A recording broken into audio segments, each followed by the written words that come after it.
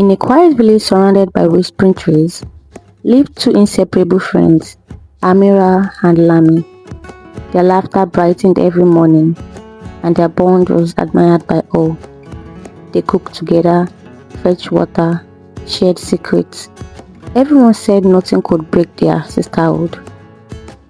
But jealousy grows in silence. When Ife began to love Amira, something dark began to grow in Lami's heart. She smiled when Amira spoke of love, but behind her eyes, bitterness whispered, "Why not me?" Soon she began to plant little lies, twisting words, turning joy into suspicion. One hot afternoon, Amira went to the market, humming a love song, heart full of peace. From the corner of the road, an old woman called out, "My child, beware of the one who eats at your table. Her laughter hides a knife." Amira froze, her heart raised. The woman's voice carried a weight she cannot explain. She walked home in silence, each step heavy with questions she couldn't answer.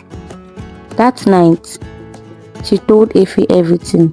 He listened quietly, then held her hands. "Sometimes, evil hides in familiar faces," he whispered. Unseen by them, Lami watched, her anger now a storm. The thought of losing everything drove her deeper into darkness. Late that night, Lami sat in her room, eyes cold, mind twisted. She whispered to herself, "If she disappears, you'll see me." At midnight, Amira's sleep was broken by desperate knocks. "Please, Amira, my mother is dying," cried Lami. Without a second thought, Amira grabbed a lantern. Her heart pounded as she followed her friend into the night. The night was still, only their footsteps echoed, until the wind began to whisper like a warning. Suddenly, Lami stopped, panting, her body shaking. "I can't breathe," she gasped. Amira knelt beside her, worried. But the moment she leaned closer, Lami struck. A damp cloth pressed over Amira's nose, and darkness swallowed her.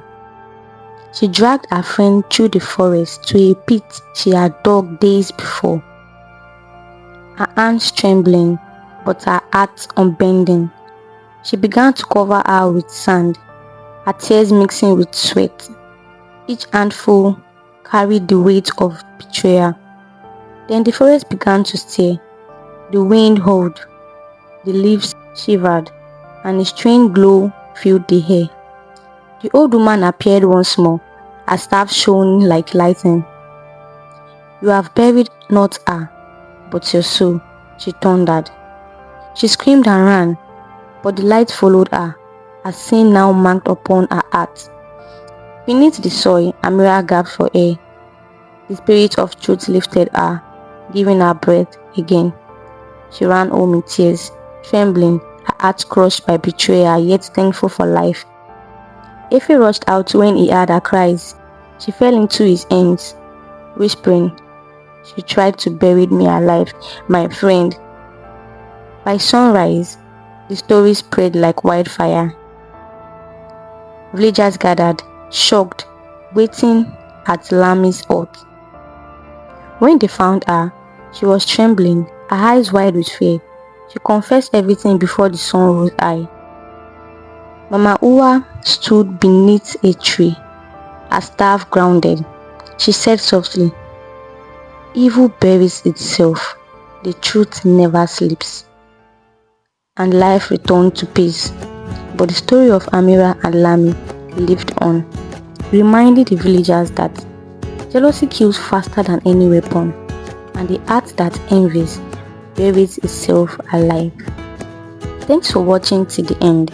If you enjoyed this video, please don't forget to like, comment, and subscribe to my YouTube channel. Thank you.